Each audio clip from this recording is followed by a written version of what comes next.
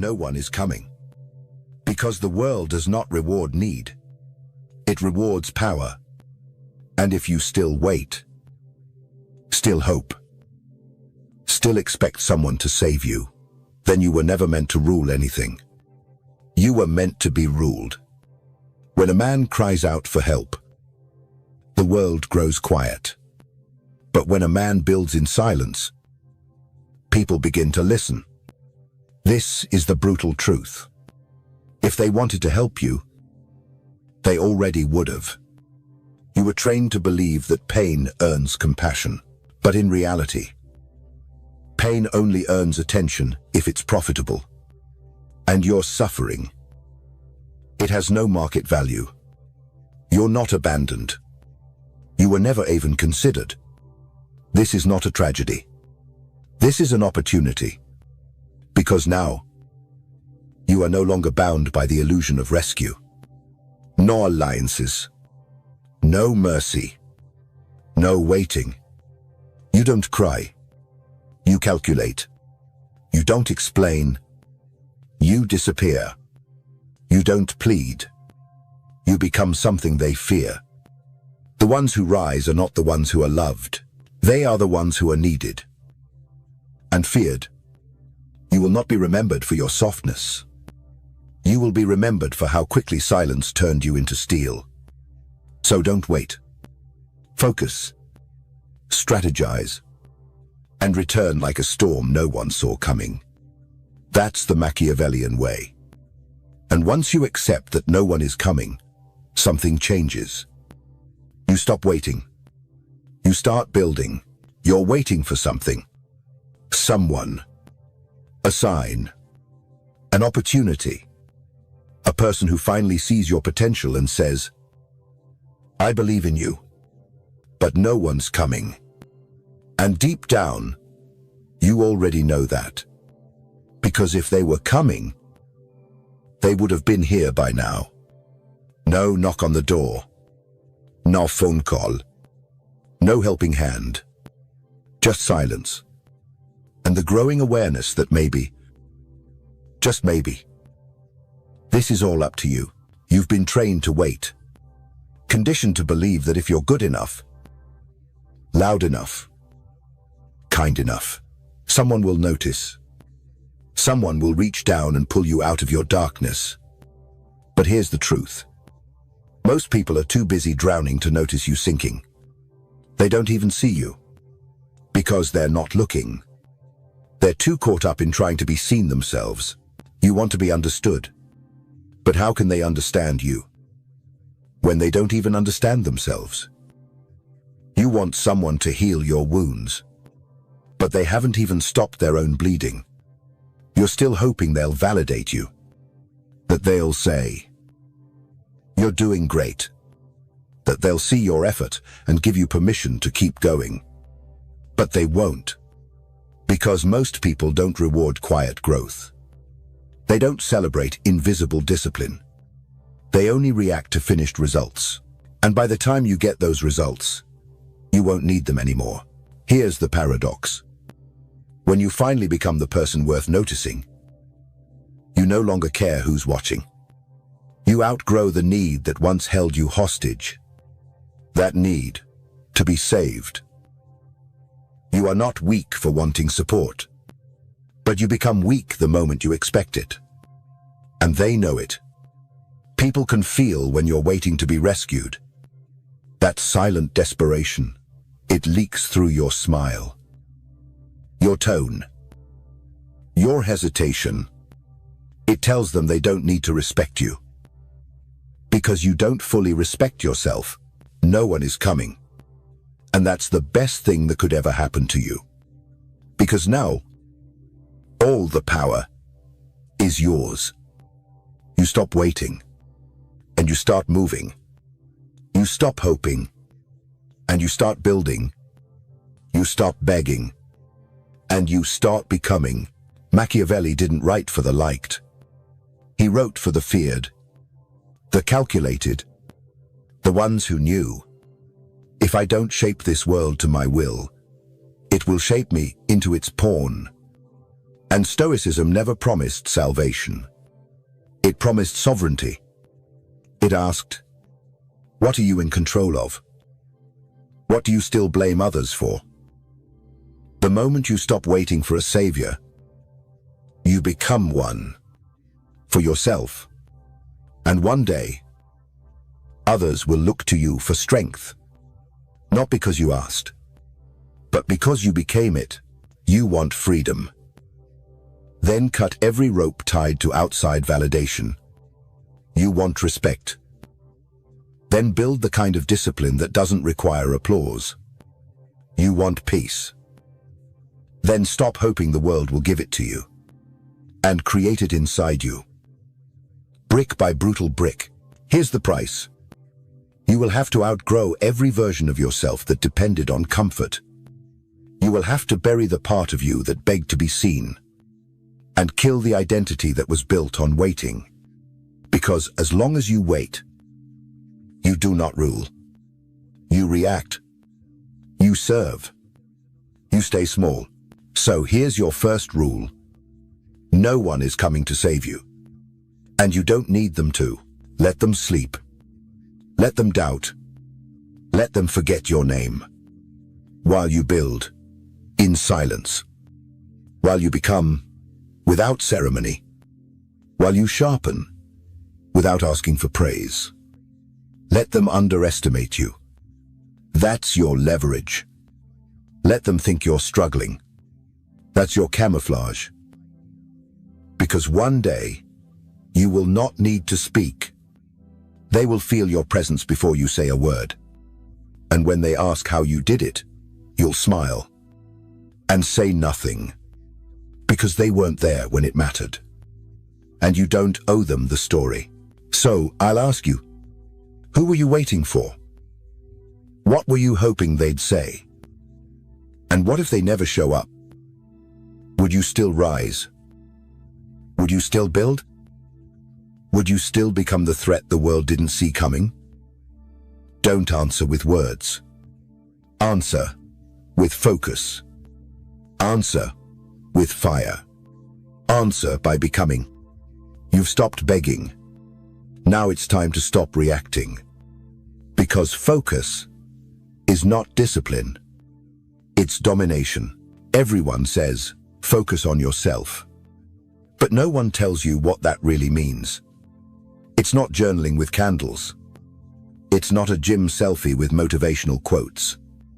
It's not isolating for a week and pretending you're enlightened. No. Real focus is war. A silent war. A brutal disconnection from the world's noise. And a painful reconnection to everything you've avoided inside yourself. You want to be powerful. Then disappear. Not from the world, from distractions, from fake obligations, from the need to be liked, from the addiction worth seeing. Most people don't need to be liked. They need to be perceived. They crave the illusion of progress more than the pain of becoming real. But you don't need applause. You need pressure. You need silence. You need obsession so deep that even your inner voice gets drowned in the sound of discipline. You don't become dangerous by talking louder. You become dangerous by disappearing from the crowd and re-emerging with a version of yourself no one saw coming. Focus is not peace. It's a form of aggression. Because every time you say no to the world, you're saying yes to your becoming. Let them mock you. Let them ask, where have you been? Let them joke that you're antisocial, distant, weird. They don't see what you see. They don't know what you're building.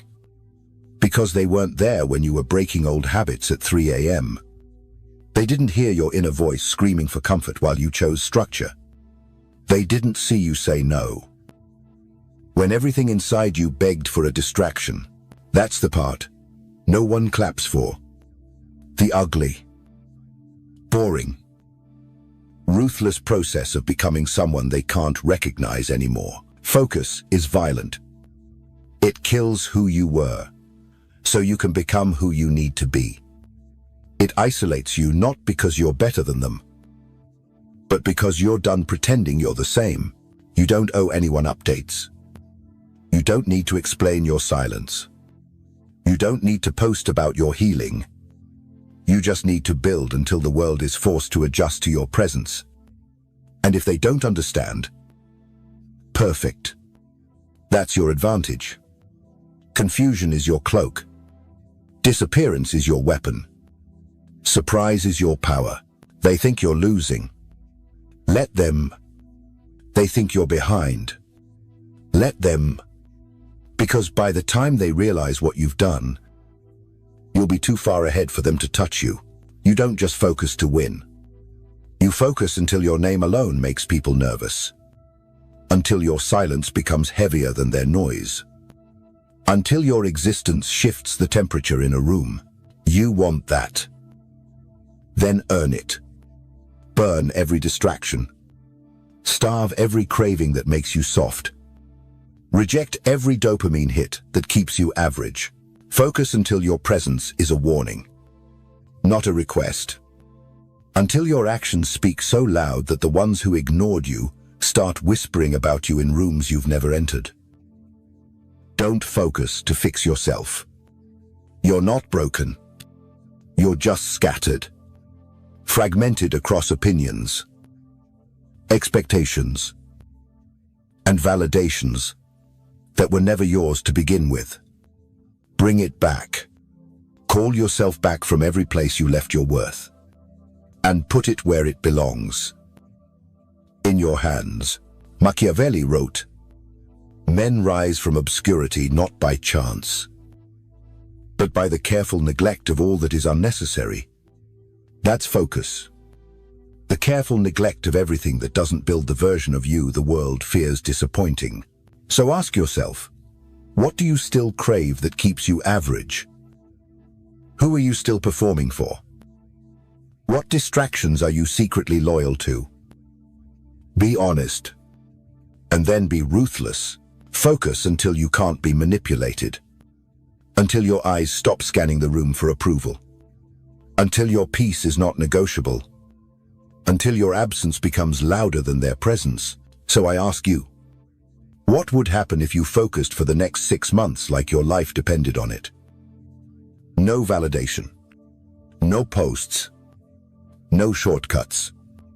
Just pure, cold, silent work. Would you still be ignored? Would you still be underestimated? Or would they finally feel it? That shift in the air when you walk in. Focus until the world has no choice but to notice and adjust. But focus alone is not enough, because even lions get tired. If you want to last, you need to become untouchable. Discipline is not loud. It doesn't post. It doesn't need reminders. It doesn't beg for motivation. It just happens. In silence. In shadows. Where no one sees. But everything changes. You think discipline is about waking up early. No. It's about waking up when your soul is screaming to stay in bed, and getting up anyway. You think discipline is about going to the gym. No. It's about showing up when your confidence is shattered. When your mind says you're not enough. And lifting anyway. You think discipline is a tool. Wrong. Discipline is a weapon. And the most dangerous part is this. The more silent it becomes, the sharper it cuts.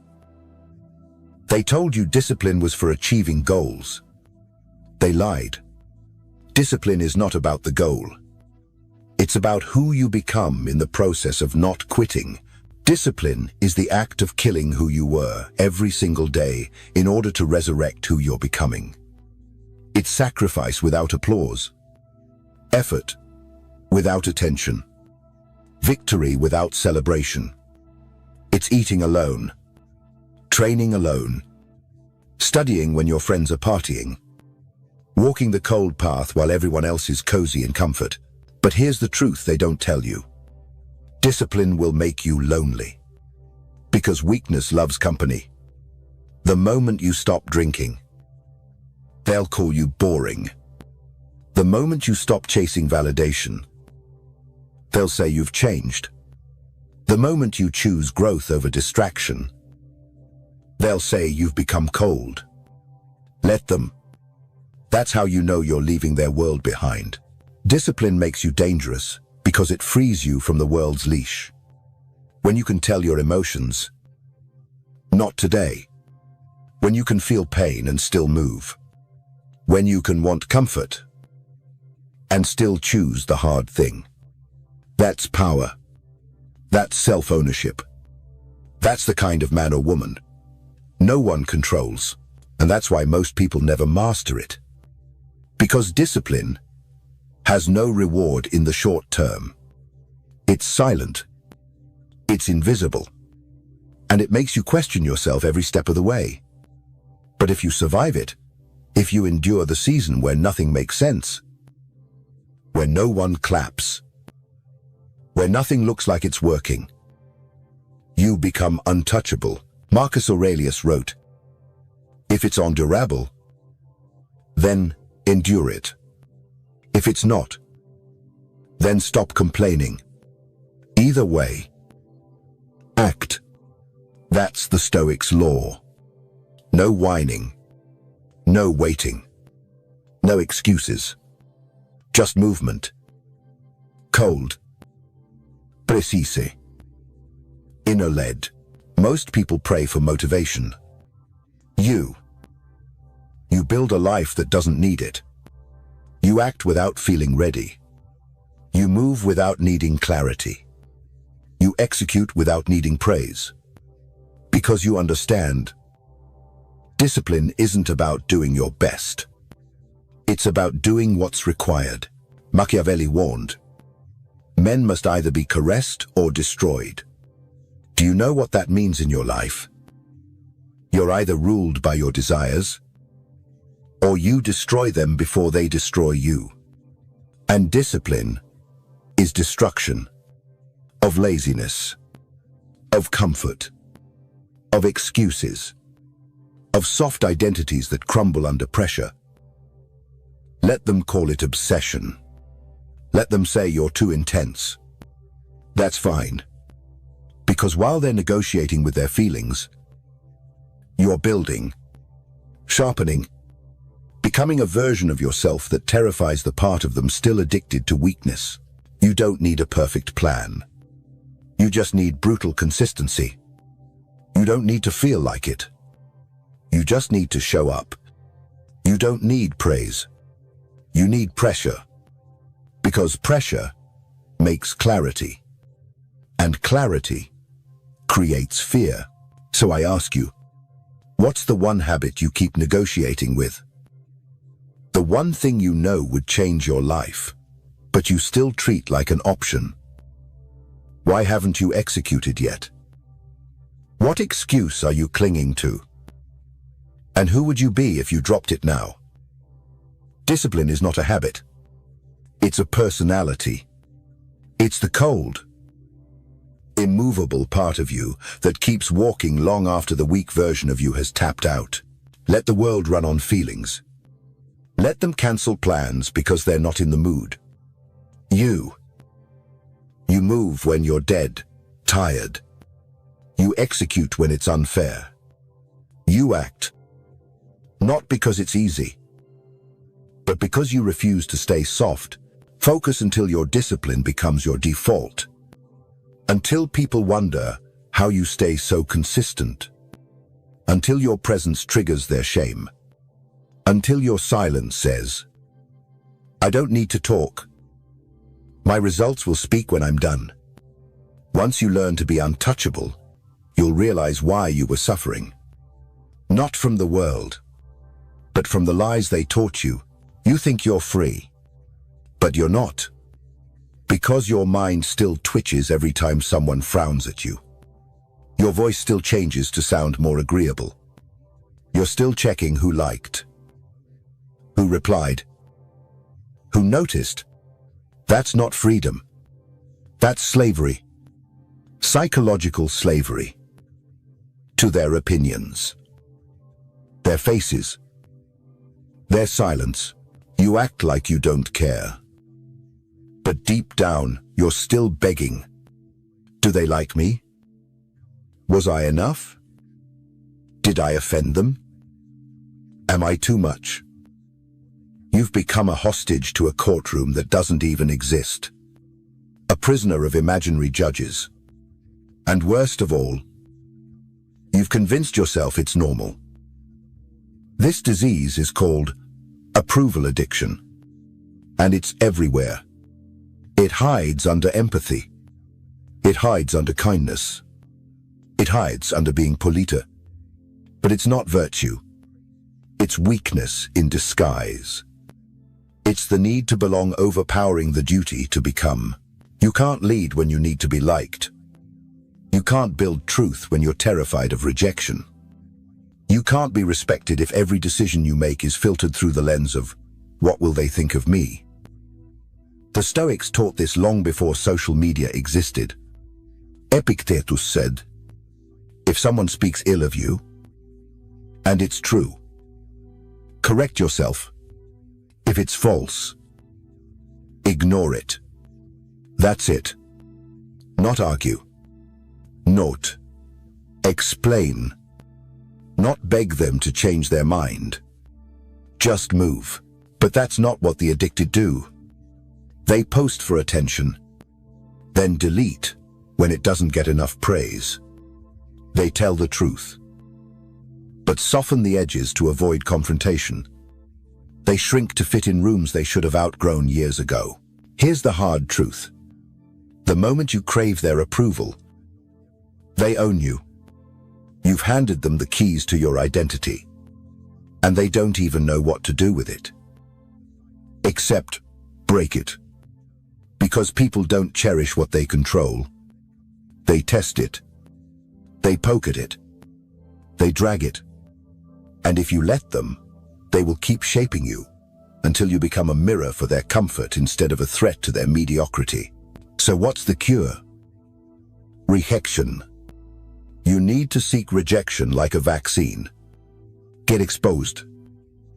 On purpose. Say the thing they won't like. Be silent when they demand your opinion. Stand tall when they try to mock you. Why? Because every time you survive disapproval, you reclaim a piece of your soul.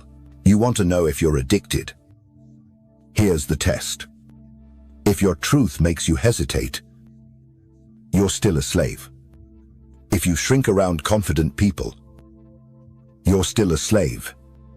If you edit yourself around people you admire, you're still a slave.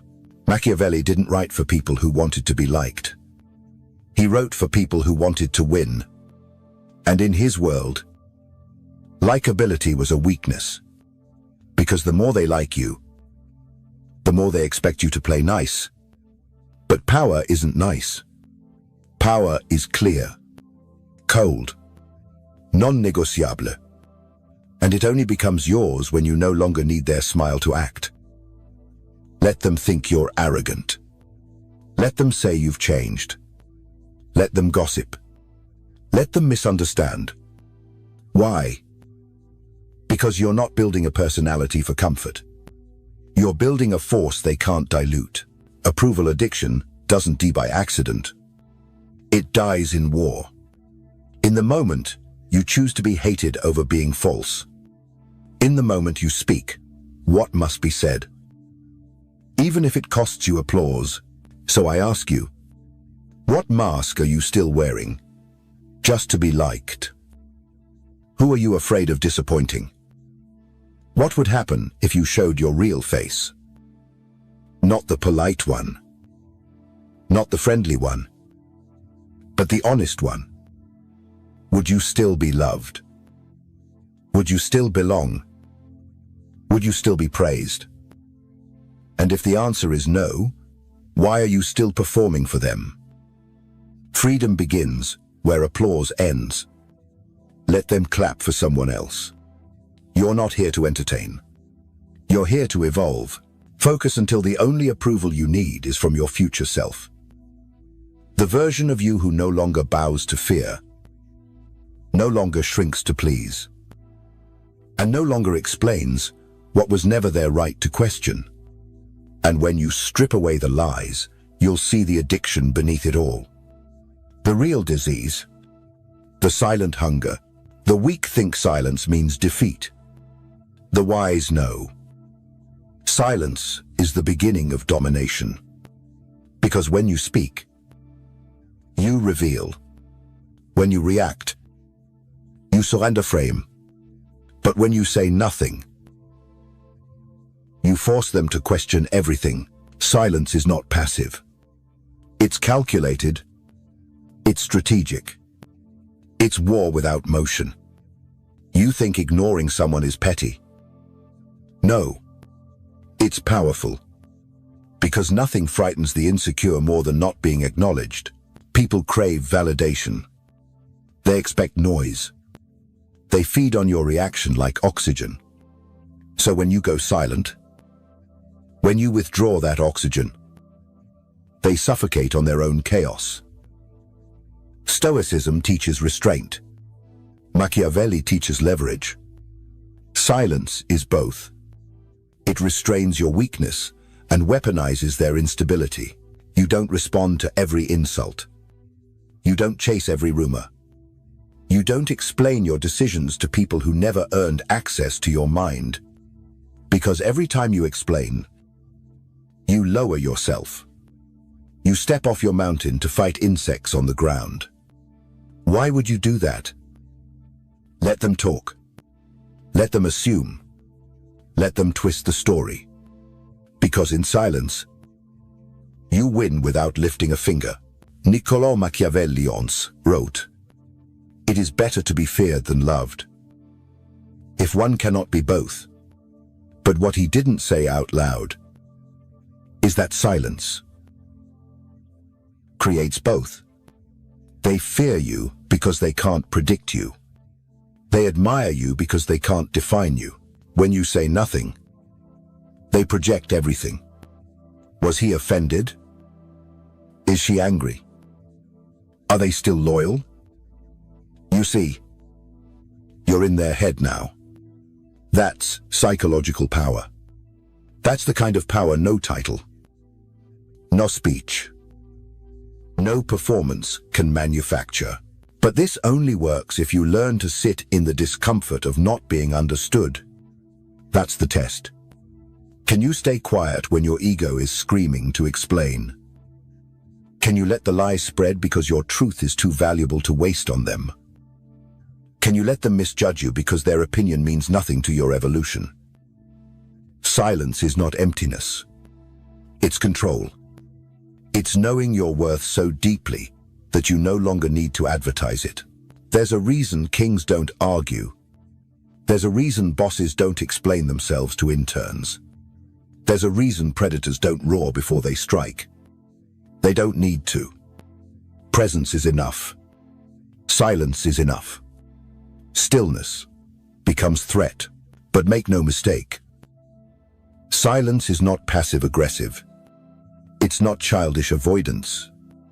It's a tool of higher ground. You don't go silent to punish. You go silent to protect your power. So I ask you, what conversation are you holding on to just because you're afraid of being misunderstood? What truth are you over-explaining to people who don't even deserve clarity?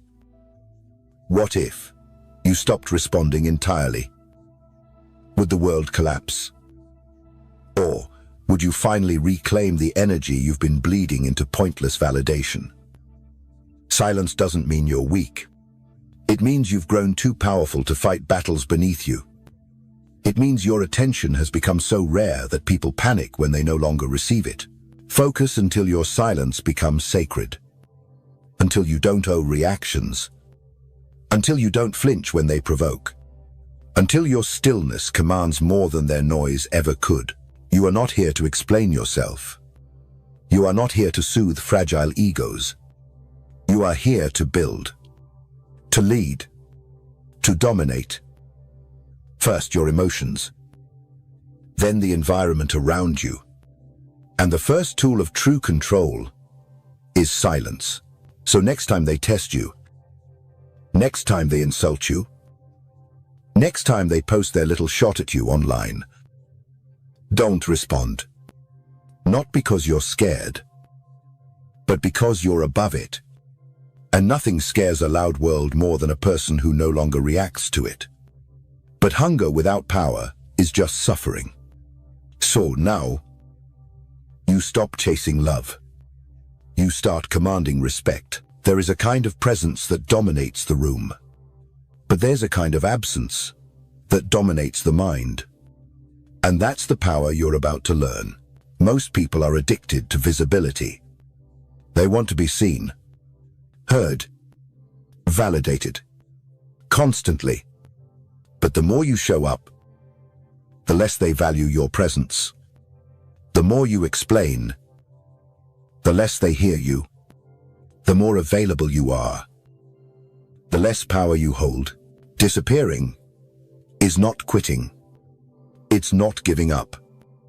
It's a controlled retreat into silence, mystery, and emotional detachment.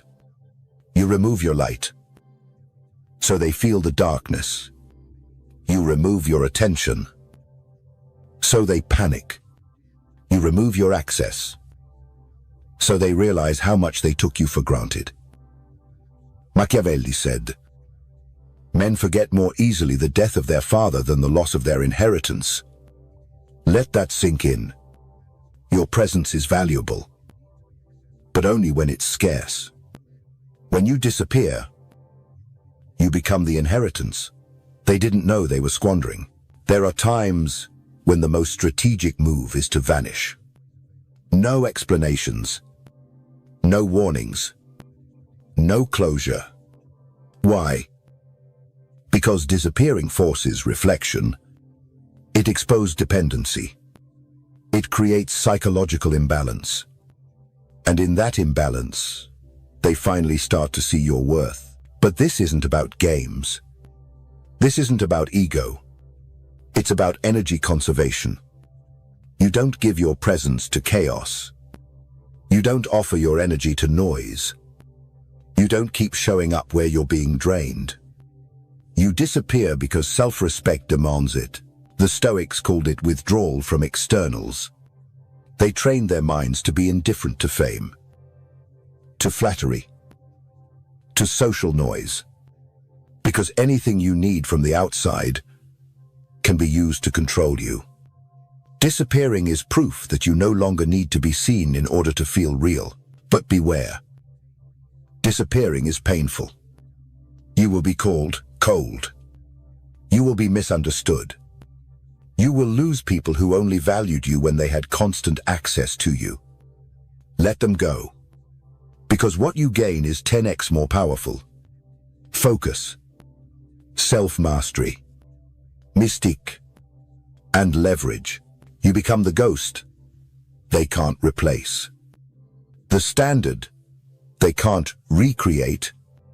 The echo in the room long after you've left it. You don't have to beg anymore. You don't have to chase. You don't even have to speak. You just disappear and let the silence haunt them. So ask yourself, where are you still too available? Who has constant access to your time, your mind, your energy, without earning it? What would happen if you pulled it all back? What would collapse? What would be revealed? And why are you still afraid to let them feel your absence? Understand this. You are not born to be everywhere. You are not required to explain your silence. You are not obligated to attend every emotional circus. Disappearing is discipline. Disappearing is detox. Disappearing is declaration. I am not yours to consume. The most powerful moves happen offstage. The greatest growth happens in isolation. And the real transformation, it happens when no one is watching. They'll think you're gone. But you're building. They'll assume you quit. But you're plotting. They'll believe they've replaced you. Until their replacement fails to make them forget you. Focus until your absence becomes heavier than other people's presence.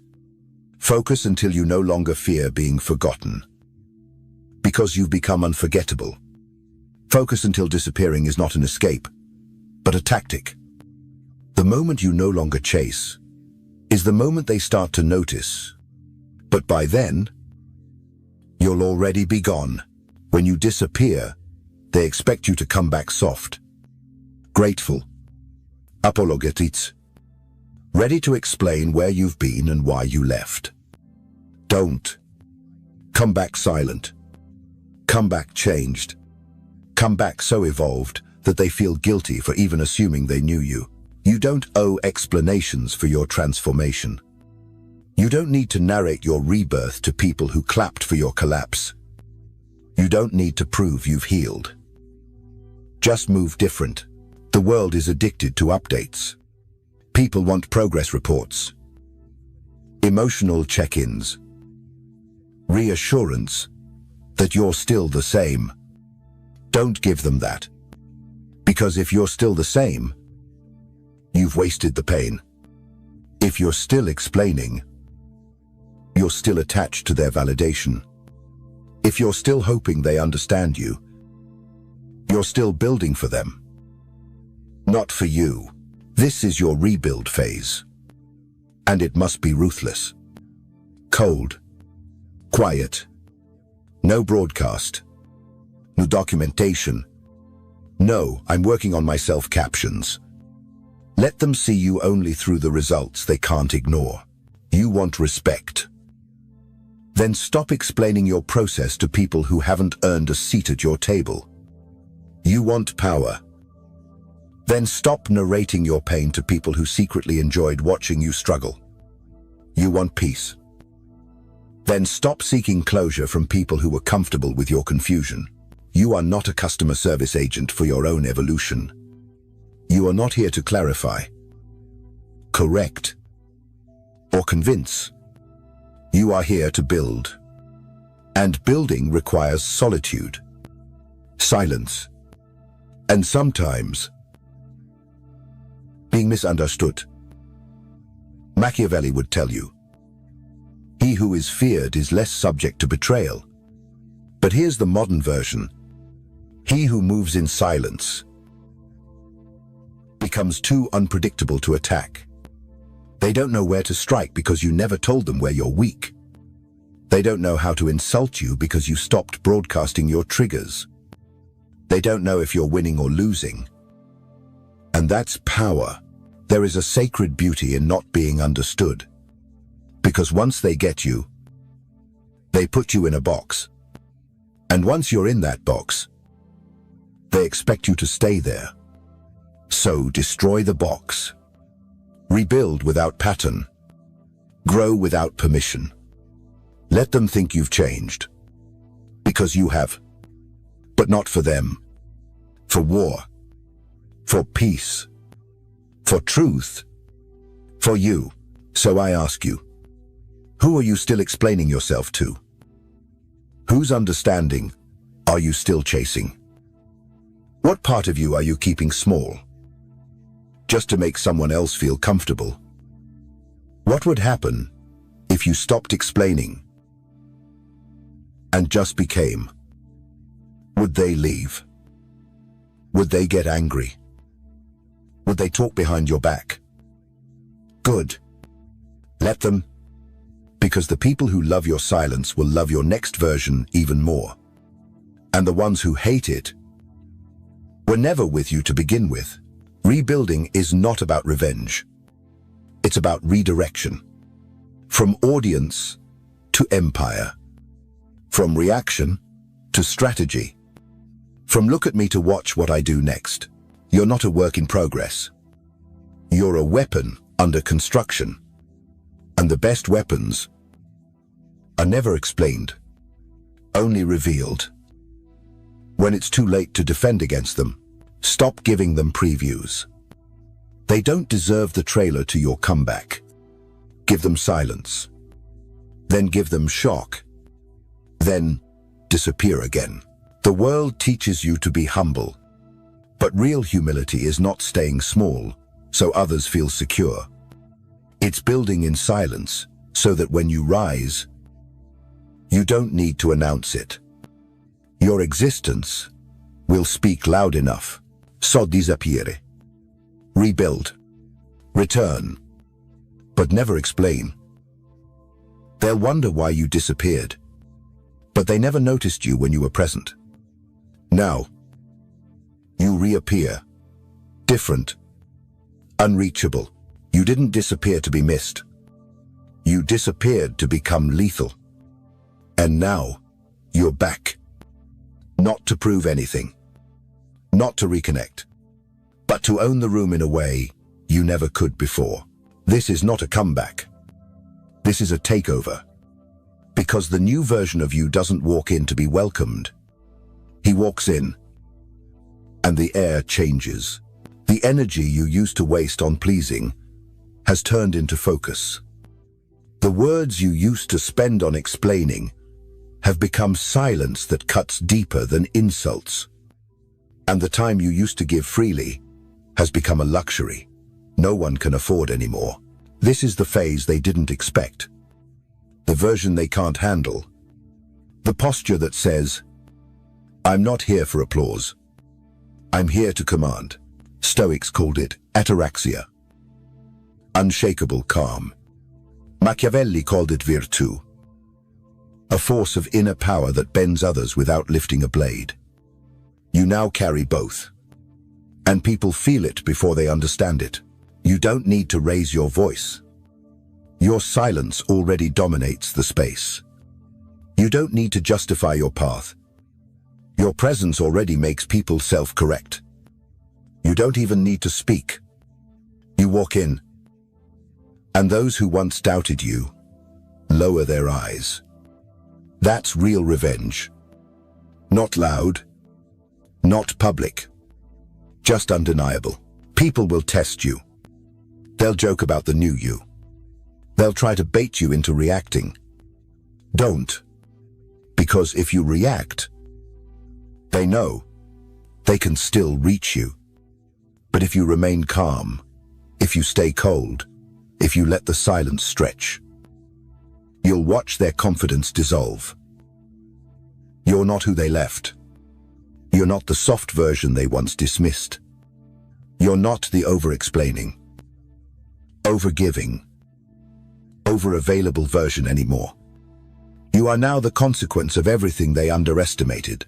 So I ask you, when you walk into a room now, do people adjust? Or do you shrink, or do they sit straighter? Do you seek their approval, or do they hope to be seen by you? That's how you know you've transformed. Not by what you say, but by what happens when you say nothing at all. Domination is not about control. It's about standards. You don't chase loyalty. You observe behavior. You don't beg for support. You build alone until it appears. You don't ask for respect. You remove those who can't give it. And when they ask, what happened to you? Just smile.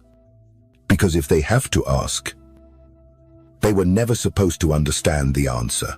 You don't owe access to everyone who knew the old version of you. Some people only belong in your past, because they could never survive your future.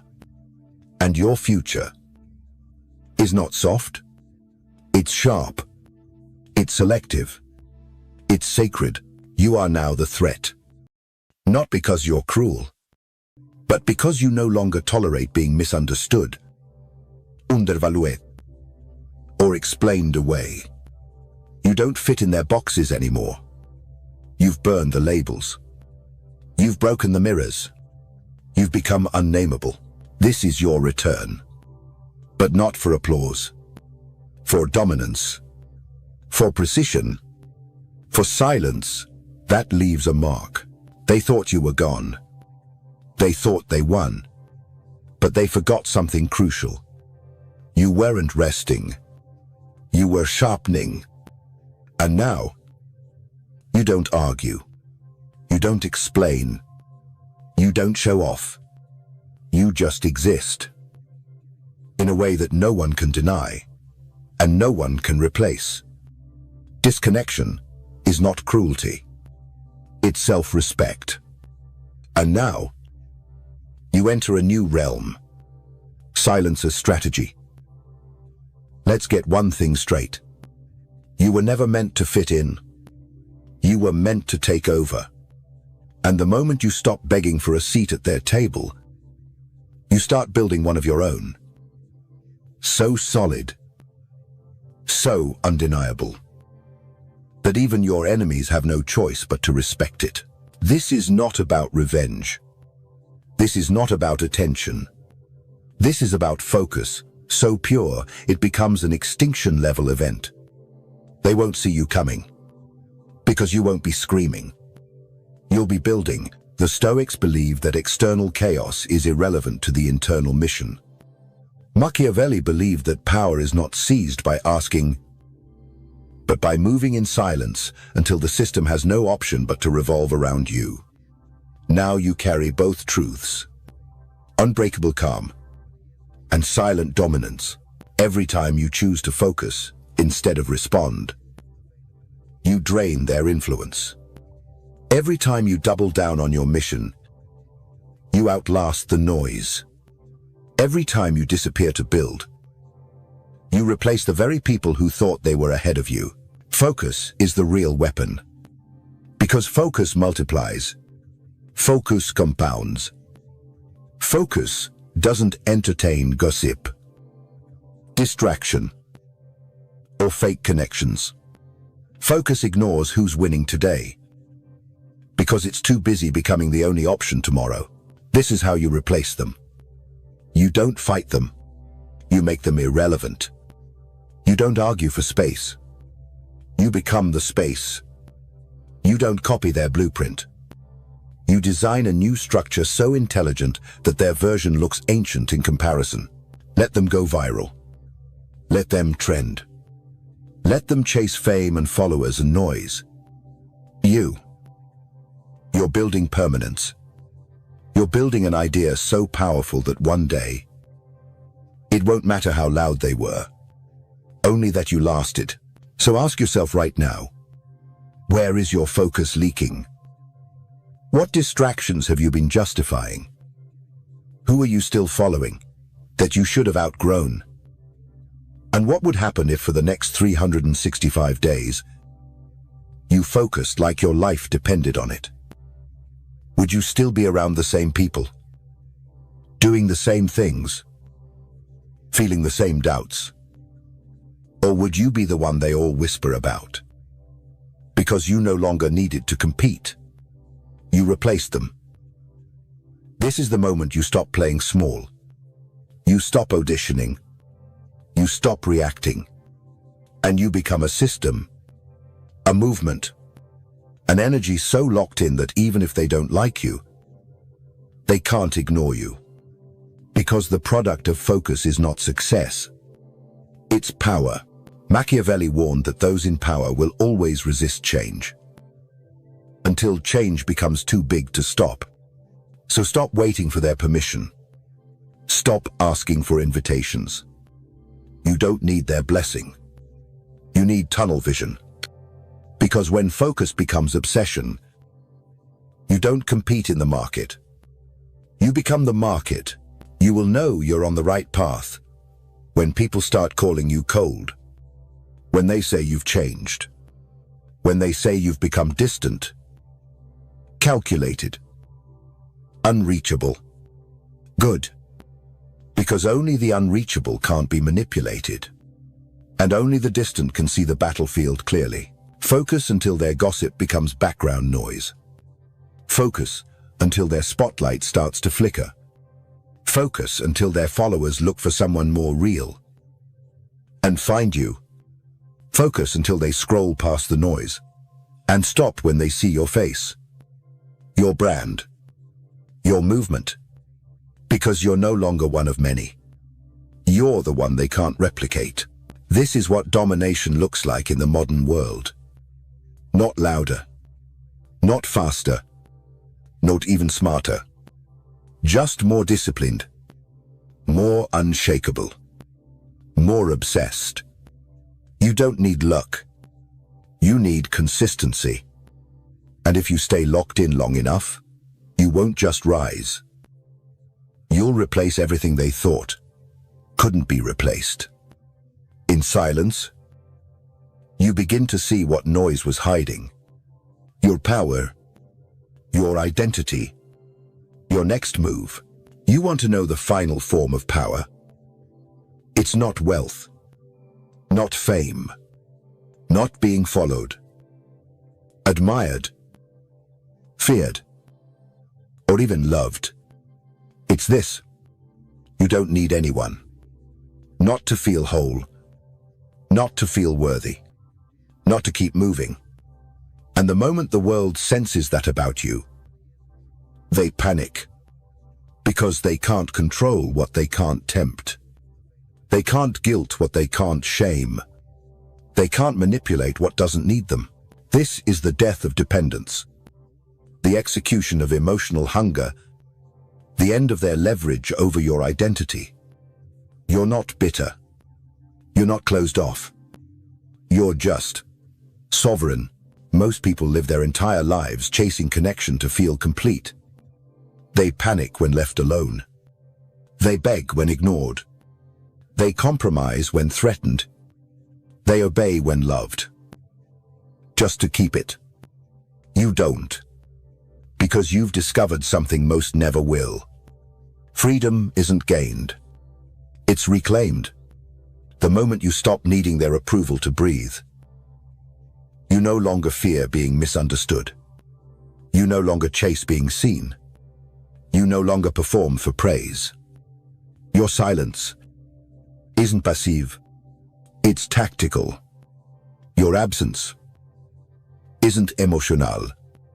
It's strategic. Your distance isn't cold.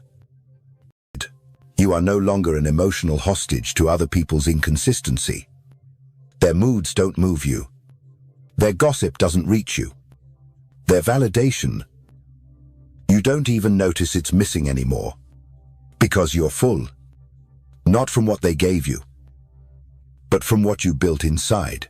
Machiavelli would say, "It is better to be feared than loved."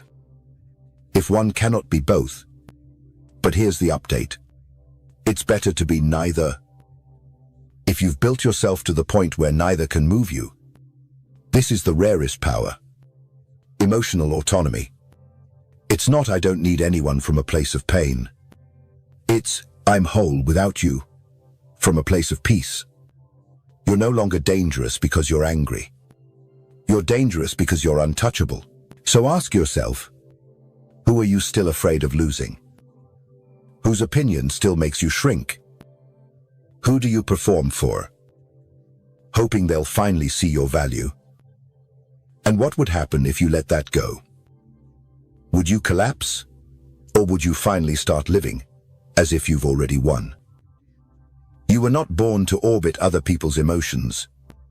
You were not created to be a mirror for their insecurities. You were not designed to seek permission to exist.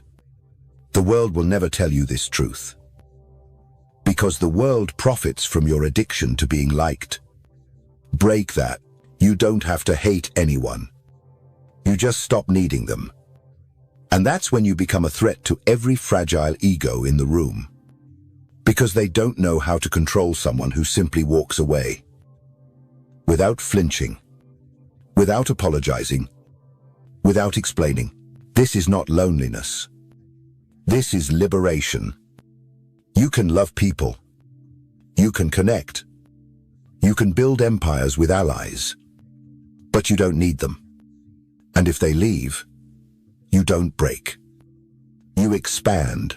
You are no longer someone trying to be included. You are the one they hope includes them. You are no longer someone trying to be chosen. You are the one they regret losing. You are no longer someone trying to feel worthy. You are the standard they never saw coming. This is your final form in phase 1. The man who no longer needs. Not because he's numb, but because he's built himself from within so completely, he can give without leaking. Walk away without fear. And build without applause. You don't need to be liked. You need to be free. And that is the rarest, realest, and most threatening power on earth. Because silence alone is still not power. Until you master how to use it. To disarm. To dominate. To disappear. You've done the hard part. You disappeared. You rebuilt. You returned.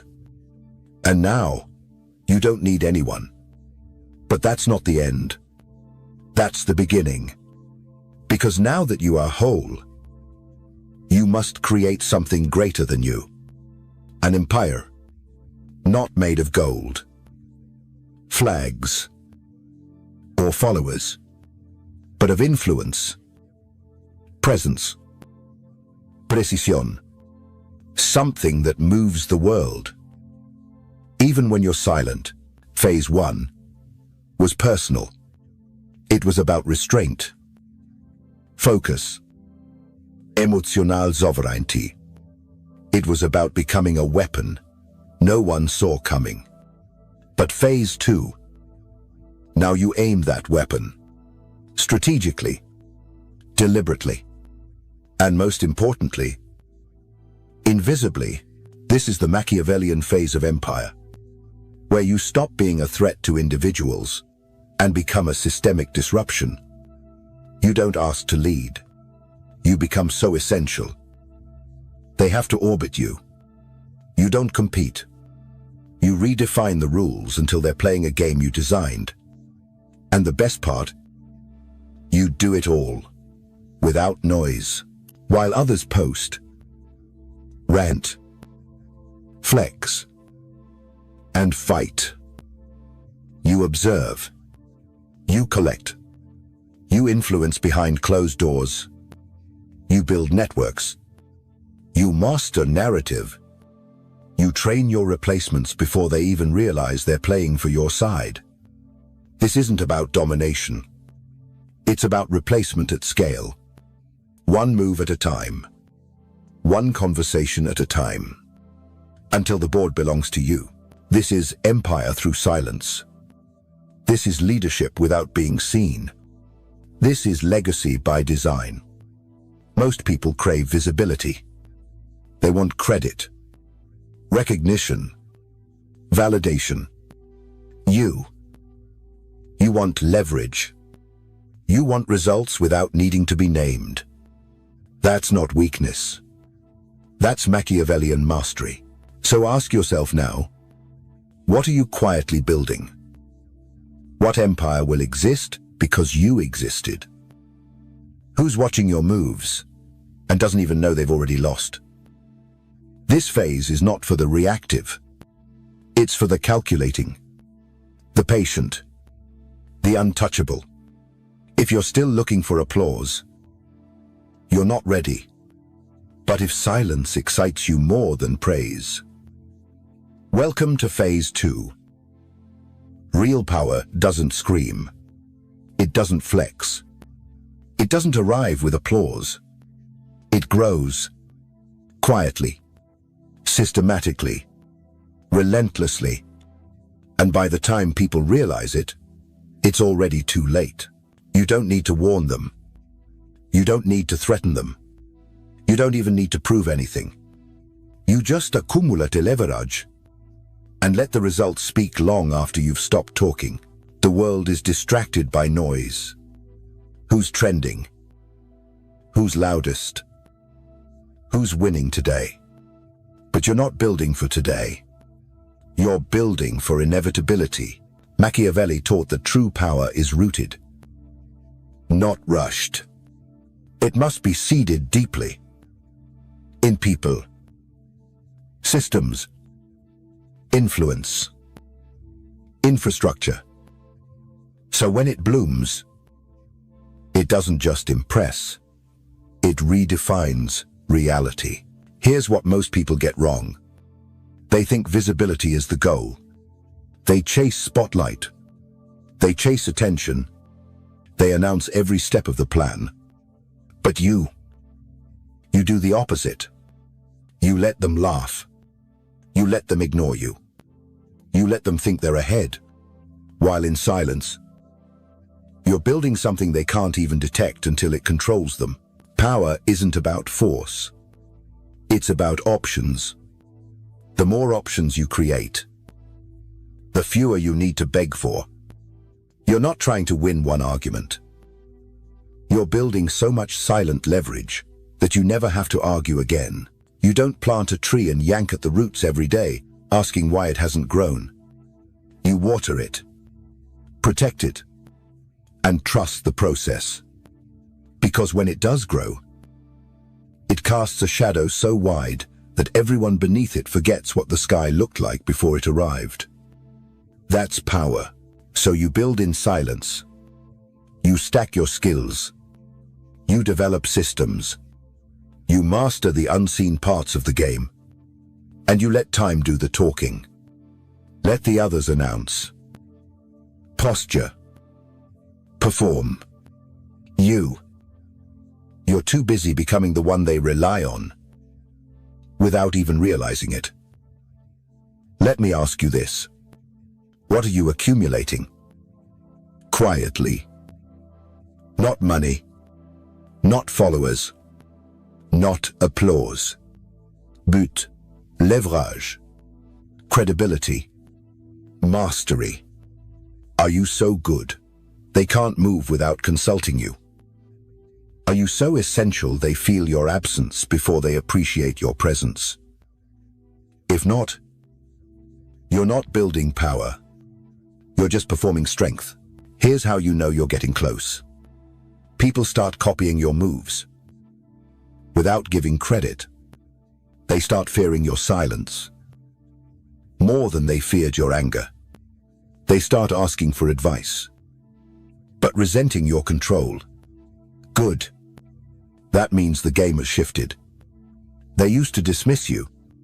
Now they disguise their dependence. You've become the silent center of the room. This is why you don't chase credit. Credit is loud. Credit is temporary. Credit makes you a target. Influence. Influence is untraceable. It's permanent. It's the seed beneath the forest. They think they're free. But every decision they make still bends around you. That's not influence. That's dominance. Disguised as absence. Let them build fast. You build deep. Let them get attention. You get control. Let them trend today. You trend forever. Power doesn't need to be seen to be obeyed. In fact, the most effective kind never is. The real kings don't wear crowns. They build kingdoms so quietly that by the time anyone notices, they're already living under your rules. You are not just a man anymore. You are an infrastructure, a force multiplier, a long game player. And every moment you resist distraction, you're accumulating weight. One silent brick at a time. Until you're the mountain they all walk around, but none can move. But there's one final layer to silence. Turning absence into presence. Turning withdrawal into myth. The loudest man in the room is never the most powerful. He's just the most replaceable. Because real power doesn't announce itself. It doesn't compete. It doesn't perform. It orchestrates from the shadows. Without ever being traced, you're no longer playing for recognition. You're playing for control. And control doesn't need to be loud. It needs to be invisible. The kind of control that shifts minds without touching them, moves people without being near them, change décision, before they even realize it. This is the ultimate game. How to move the world without moving. And you do it through design, through silence, through psychological geometry, not brute force, not presence, but structure. Machiavelli said, "It is not titles that honor men, but men that honor titles." Now imagine building systems so sharp that others chase your approval, even when you're gone. That's not fame. That's architecture. So, how do you influence without presence? Simple. You don't focus on attention. You focus on framing. You define the conversation before it begins. You design the environment, so the outcome is already tilted in your favor. You influence not by speaking, but by deciding what can be spoken. Example: don't try to win the argument. Design the room where the argument takes place. Pick the questions before the answers matter. This is how media, politics, and ideology work. They don't push beliefs directly. They shape the context. You don't notice it until you realize your choices were never fully yours. That's real control. You don't need to stand in the spotlight if you designed the stage. You don't need to walk the battlefield if you drew the map. You don't need to fight for the crown if you control the treasury. Presence is optional when systems obey your architecture. You're no longer trying to be heard. You're building frameworks that shape how others think. Even when you're silent, you're no longer chasing influence. You've become the ecosystem of influence. People don't just follow you. They follow people, who once read something you quietly wrote. That's multi-layered power. That's legacy without spotlight. So let's ask the real question now. What are you influencing that doesn't require your presence? What systems have you designed that will outlast your participation? Are you still depending on presence? Or have you upgraded to permanence? Can you step away and still be the most relevant person in the room? If not, you're not leading. You're babysitting your own relevance. Time to change that. Here's how. 1. Plant mental anchors. Say one sentence that becomes a new frame. Let others repeat it for years. 2. Design default paths.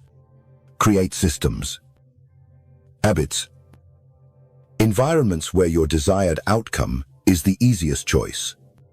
3. Detach from credit. Let others believe they arrived at the idea themselves. You just made it inevitable. 4. Build successors, not followers. Teach people so deeply they carry your strategy even if they forget your name. This is how you become everywhere, by being nowhere. Like gravity, like pressure, like myth. Unseen, but undeniable. People say influence is power. They're wrong. Influence is currency. But structure is the bank. If all your influence relies on being present, you've built a cage. But if your absence causes more movement than your presence ever did, you've built an empire. From here on out, you don't chase people. You don't fight for loyalty. You don't explain your value. You just build what they eventually can't live without. A system, a philosophy, a map they didn't realize you drew. And when they ask, who's really behind all of this? The answer will be, you were, but you didn't need to be seen, because you were always in control. Now that you're invisible, it's time to infiltrate.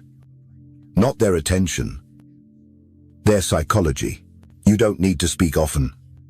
You don't need to lecture, explain, or repeat yourself. You just need to say the right thing once. And if it's planted correctly, That one sentence will replay in their mind every time they face a decision. That's psychological warfare. Not by argument, but by architecture. Speak once, control forever. This is how you become unforgettable. Not by being loud, but by being mentally permanent. It's not about volume. It's about placement. You don't speak to impress. You speak to anchor. You plant a phrase so sharp, so undeniable, that it becomes part of their inner monologue. Machiavelli didn't write for applause. He wrote to outlive kings. His words were designed not to win arguments, but to reroute minds. That's your goal now. So, how do you build mental triggers? It starts with this. Stop trying to convince. Start designing conviction. Most people speak to be heard, but you speak to install ideas. Here's how. 1. Speak in psychological truth, not opinion. Don't say you should stop pleasing people. Say, every time you please someone, you teach them how to ignore you. See the difference. One is advice. The other becomes a loop. Something they'll replay every time they're tempted to betray themselves. 2. Use contrast to burn the message in. Being liked is good, versus being liked is the leash they use to walk you. Contrast creates emotional. Tension. Tension creates memory. Memory creates repetition. That's how you haunt minds without being there. 3. Use rhythm and finality. Say it like this. Speak less. Watch more. Strike once. Not because it's poetic, but because rhythm locks memory. Repetition locks emotion. Finality creates mental authority. When you say it like a law, people remember it like a law. Now here's the deeper layer. You're not just speaking to the mind, you're speaking to the wound. You target shame, guilt, insecurity, resentment, because people don't remember facts. They remember what pierced them. So don't just drop truth. Drop it where it hurts. Someone constantly seeks approval. Don't tell them stop caring what others think. Say, if they can give you worth, they can take it too. And they will. That will live in their chest long after the conversation ends. So now ask yourself, what's the sentence someone once said to you that still plays in your head? Now flip it. What sentence could you say that would live forever in someone else? Write it. Test it. Make it unforgettable. Drop it in the comments. If you're ready to stop talking and start controlling, this is no longer communication. It's construction. You are not sharing ideas. You're building internal architecture. Words are no longer messages. They are scripts that run in the background of other people's decision-making. And the best part, they won't even remember it was you who said it. They'll just act differently and not know why. That's power. Because when you can shape behavior without presence, without credit, without noise, you've become a ghost that governs. You don't speak to argue. You speak to echo. You don't speak to be quoted. You speak to be obeyed unconsciously. This is how religions spread, how propaganda survives, how myths become law, not by convincing, but by repeating from within. So stop trying to be understood, be installed, and then disappear. You no longer respond to the world. You infect it. You shape it. Like a shadow with a pulse. Power is not about doing everything yourself. It's about building systems that do everything without you. Because if you always have to show up, if you always have to push, chase, explain, you don't have a kingdom. You have a trap that you mistook for power. True power isn't about control. It's about automation. It's not about doing more. It's about doing less. Because you designed it that way.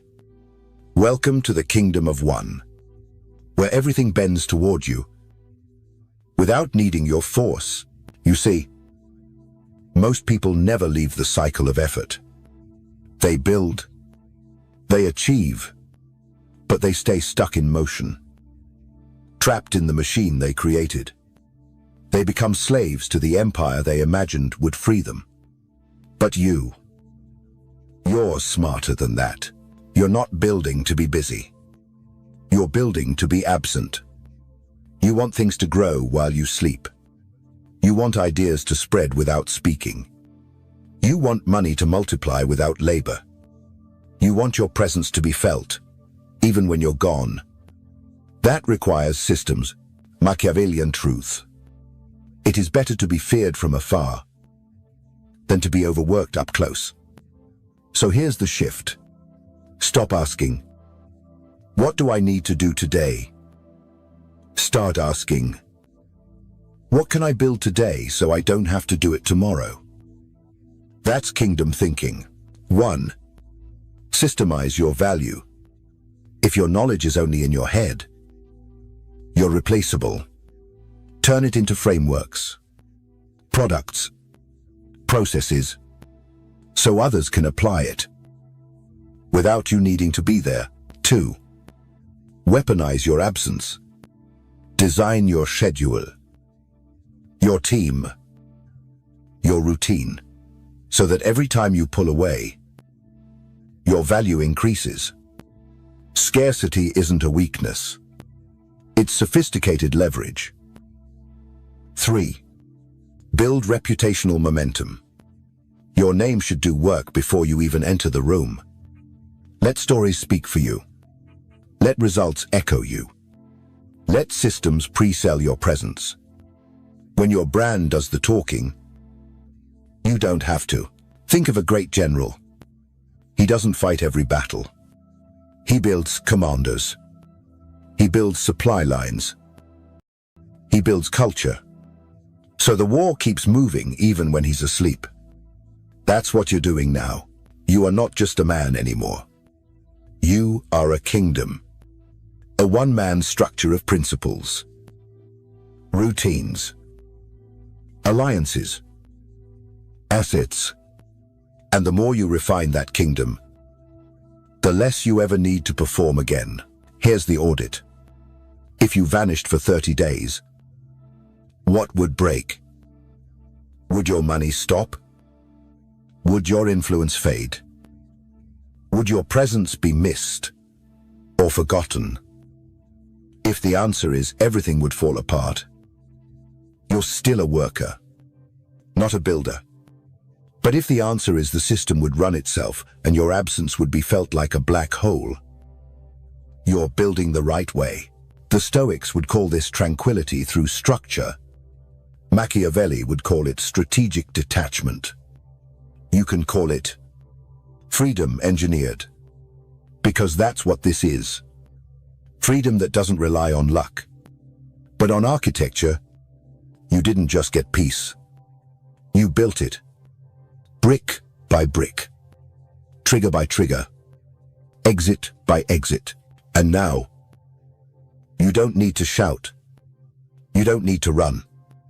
You don't need to prove. You let the kingdom run itself. You let your words echo through lieutenants. Your moves ripple through culture. Your design shape behaviors you no longer have to oversee. That's not laziness. That's sovereignty. This is the final phase of power. Not presence, but permanence. You are the blueprint. Now the world moves according to you. Whether you're online or offline, awake or asleep, present or gone. They thought you disappeared. But really, you just automated your dominance. You built a throne you no longer need to sit on to be obeyed.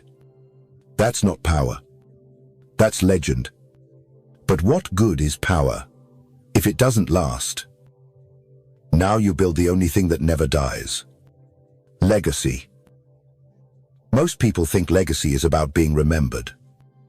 Having statues, books, followers, quotes.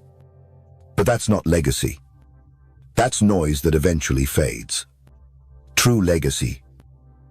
It's not about being remembered. It's about being followed. Even when no one remembers your name, you don't need credit. You need continuity. You don't need your face on the wall. You need your ideas etched in the decisions of people who never met you. That's real leverage. Because fame fades. Algorithms change. Attention dies. But structure remains. Beliefs remain. Habits remain. And if those things came from you, you outlive time itself. Machiavelli was hated in his lifetime. Feared. Dismissed. Misunderstood. But 5 centuries later, people still run countries using his philosophy. He didn't build a fan base. He built a framework. He didn't chase influence. He embedded it. That's the blueprint. You don't need 6 million people praising you. You need 10 operators who apply what you built at scale. And they don't even need to say your name. Because the real power isn't in the legacy you own. It's in the one you activate. The Stoics never asked to be known. They lived in such alignment that their actions became lessons. Their detachment became a model. Their pain became instruction. They never chased followers. They chased form. And the form survived. So the question is, are you chasing attention?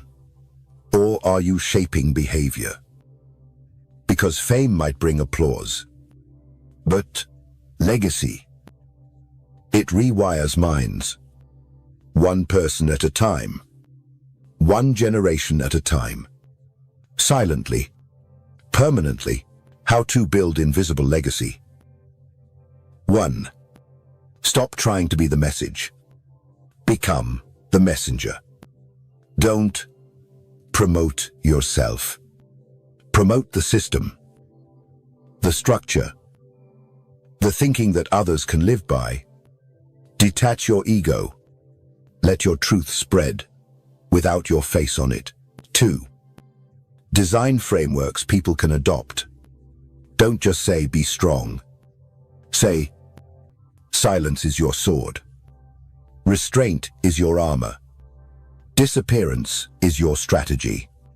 Create mental operating systems that others can install and run. That's what religion did. That's what Machiavelli did. That's what you're about to do. 3. Teach people to become their own leaders. Legacy is not about creating followers. It's about creating sovereigns. Give people tools to rebuild themselves without ever needing you again. You disappear, but your blueprint becomes their new spine. That's immortality. You're not the sun. You're gravity. You're not the hero. You're the discipline that created one. You're not the author. You're the structure of the story. No one may quote you, but they'll live what you wrote.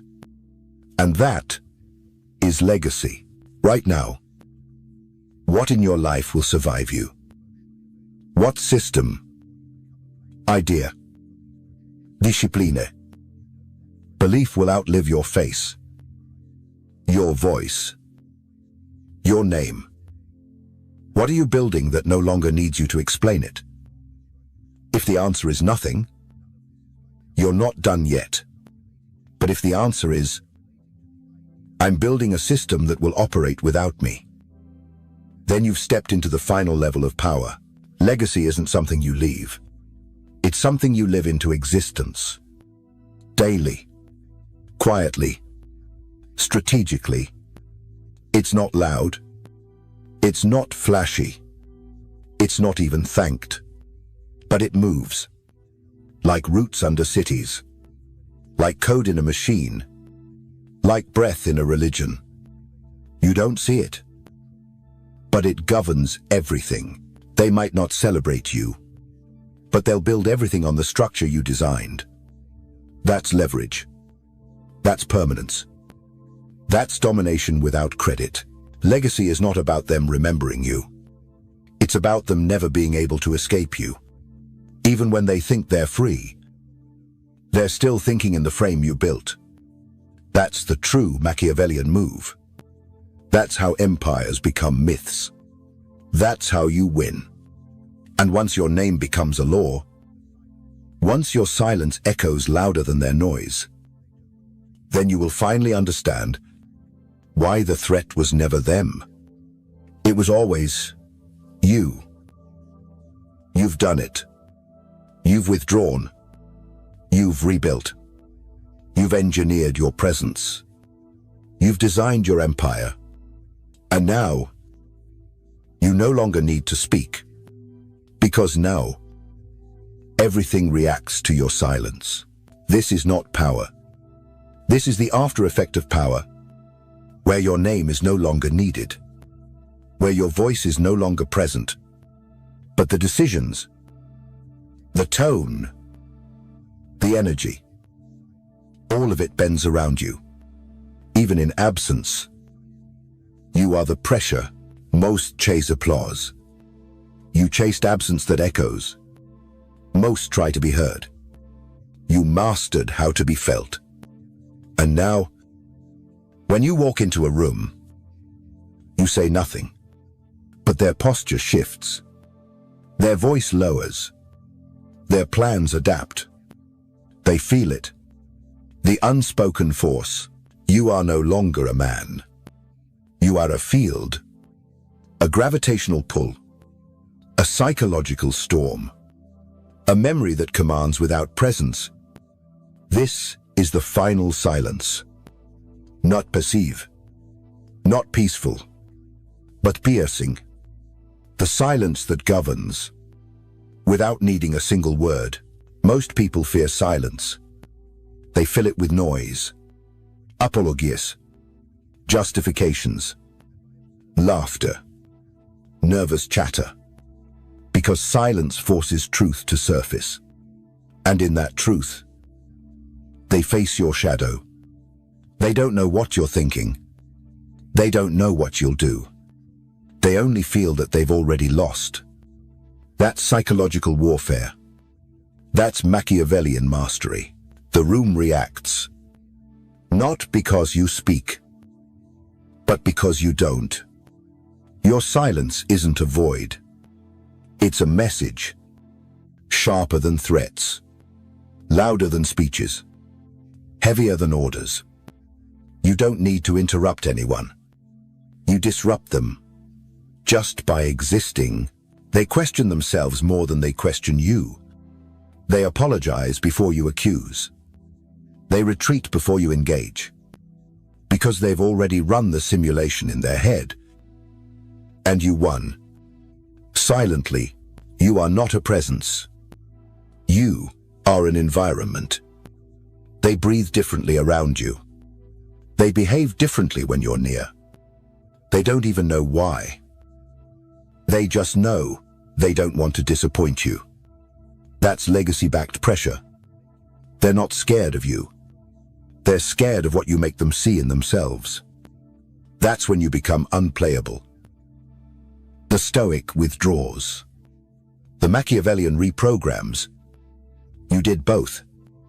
You removed the noise, then filled the silence with architecture. Now, that architecture does the speaking for you. The routine, the reputation, the gaze, the consequence. You are no longer a man in the room. You are the room. No longer a name, but a principle. No longer a player, but the entire game board. No longer a threat, but a condition. Now ask yourself, could you go completely silent and still control outcomes? Could you leave the room and still be the one they obey? Could your absence create more pressure than others' full performance? If yes, you have become what they feared. A ghost that governs, a silence that commands, a shadow that reshapes reality. This isn't the end of your story. It's the erasure of your need to explain it. Your empire is no longer built on visibility. It's built on presence, programmed into people's reactions, fears, instincts. You're no longer seen, but you are obeyed. That's the final level. And now you understand. The most powerful voice is the one that doesn't speak, but is still heard. You disappeared, but the world changed around your shadow. You didn't scream. You structured. You didn't rise. You withdrew and made them rise toward you. You didn't win through noise. You became the silence they couldn't escape. You are now complete. And because of that, you are no longer required. Let them talk. Let them chase. Let them fight for meaning. You already wrote it, and they'll follow it, without ever knowing they're following you. That's not power. That's immortality. So now, you understand? It was never about being loud, never about being liked, never about being seen. It was about becoming the thing they couldn't escape. You didn't just build power. You became the architecture of reality. One thought at a time. One absence at a time. One silent room at a time. And they'll never admit it. But they feel it.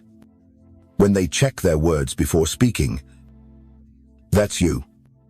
When they hesitate before acting, that's you. When they remember your silence, louder than their screams, that's you. Your empire lives inside them now. Not through force, but through structure. You are not the ruler. You are the condition of their obedience. They walk on roads you paved. They speak in codes you installed. They don't know it, but you do. And now, you don't even need to exist to rule. So tell me, in the comments, what are you building that no one sees yet, but will one day be impossible to ignore? What system? What legacy? What silence have you been crafting in the shadows? Speak it below. Or don't. Sometimes the most powerful response is the one you never give. But if you do respond, don't explain. Declare, like, share, subscribe, or disappear. And let the algorithm obey you in silence. Either way, you've entered the empire now. And the empire doesn't forget its architects. The world won't remember your name, but it will move according to your shadow.